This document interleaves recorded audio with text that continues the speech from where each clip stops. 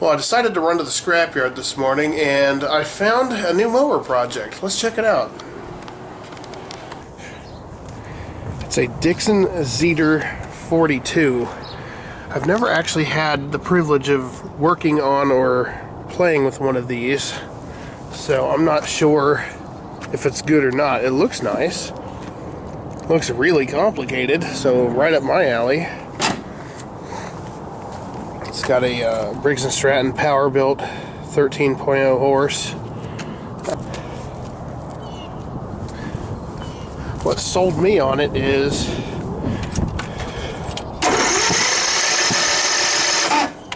tries to start, so hopefully it's alright. It came with a pretty decent battery in it.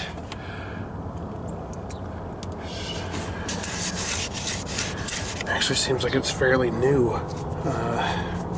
I'd say it's within the last couple years, so at least somebody's been taking care of it. I love this. Manufactured in the USA.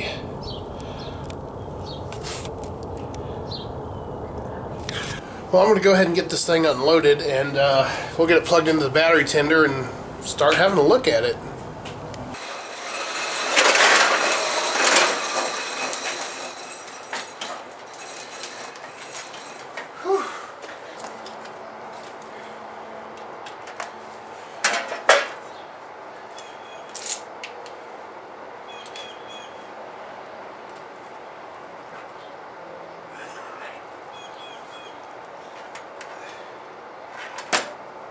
I'll give it a couple hours to charge and then start trying to figure it out. Well, I may have gotten a little bit ahead of myself. I looked down the spark plug hole with a flashlight because I just wasn't getting any compression, but it kept trying to backfire.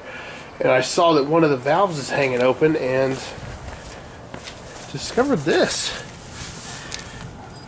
The valve seat has actually come out of the casting and is hanging the valve open.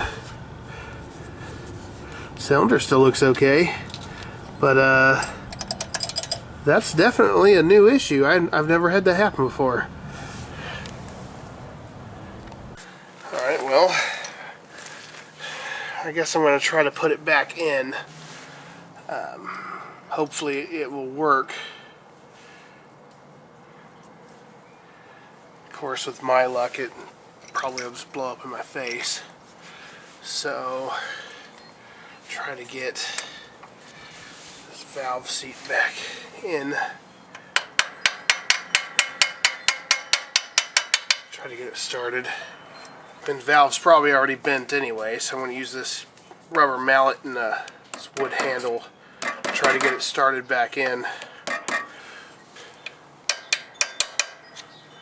I mean, any videos that are out there just kind of say once you got it back in, just go ahead and make little dents all the way around it. It's called painting. So hopefully I can get it back in without fracturing it.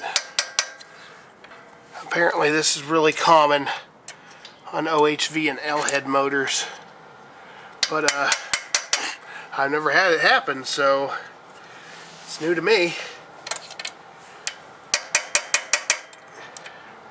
But if this works, that'd be pretty awesome. Now I just go around it in a little X pattern and try to stake it back in place so it doesn't come back out.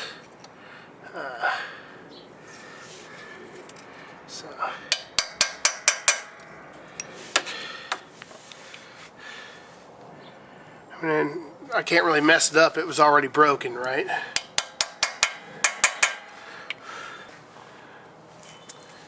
Hopefully that works.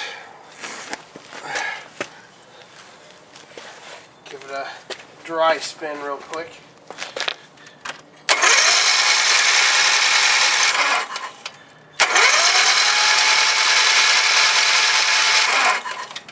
That looks a lot better. Keep your fingers crossed it works. Alright, now it's time to see if this thing will blow up in my face or if it's going to run. Place your bets now.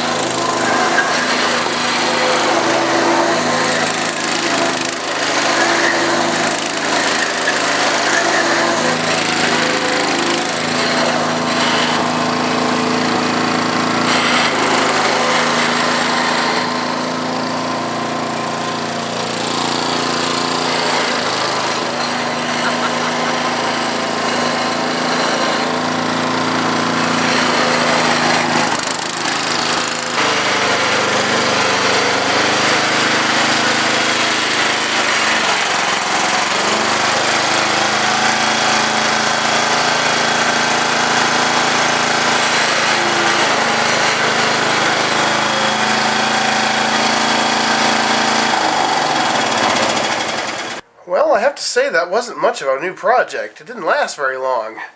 The grand total for the project, with everything I had to put into it, is $108.86. I paid $90 for it at the scrapyard. I had to get a sprocket. I didn't film putting that on, but it's just the left side drive sprocket was fractured. That was $18.86. So I now have a completely functioning zero turn for barely $100. That's not bad. Anyway, that's it for now. Give me a thumbs up if you liked the mower vid. Stay tuned for more as always. I'm always going out to the scrapyard buying stuff. Flea markets, garage sales, whatever. So stay tuned for more, and I'll see you guys next time.